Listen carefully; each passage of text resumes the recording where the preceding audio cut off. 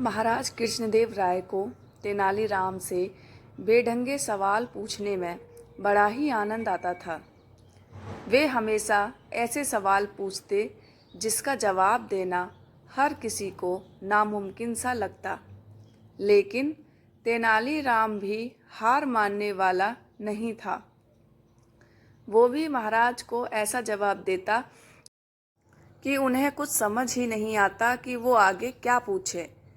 एक बार महाराज ने तेनालीराम से पूछा, क्या तुम अपने राज्य के कौओं की संख्या बता सकते हो? तेनालीराम ने कहा, जी महाराज, बिल्कुल बता सकता हूँ।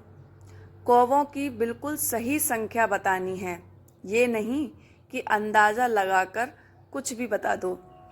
जी महाराज, मैं कौवों की बिल्कुल सही संख्या ही बताऊंगा, आप विश्वास रखें, तेनालीराम ने कहा।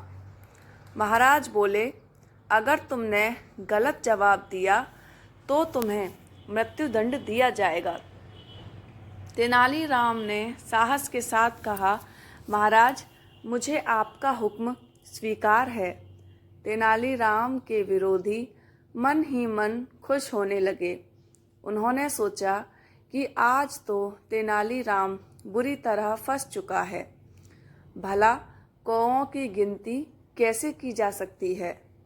तभी महाराज ने तेनालीराम से अपने सवाल का उत्तर मांगा। तेनालीराम बोला, महाराज, हमारे राज्य में 1,20,550 कौवे हैं। महाराज ने आश्चर्यचकित होकर पूछा, क्या हमारे राज्य में इतने कौवे हैं? हाँ महाराज, अगर आपको यकीन नहीं तो आप गिनवा के देख सकते हैं। अगर गिनती में कुछ कम ज़्यादा हुए तो? महाराज ने कहा, ऐसा हो ही नहीं सकता। अगर ऐसा हुआ भी तो अवश्य ही हमारे राज्य के कुछ कौवे अपने रिश्तेदारों से मिलने दूसरे राज्य में गए होंगे, या फिर दूसरे राज्य के कुछ कौवे हमारे राज्य में अपने रिश्तेदारों से मिलने आए होंगे।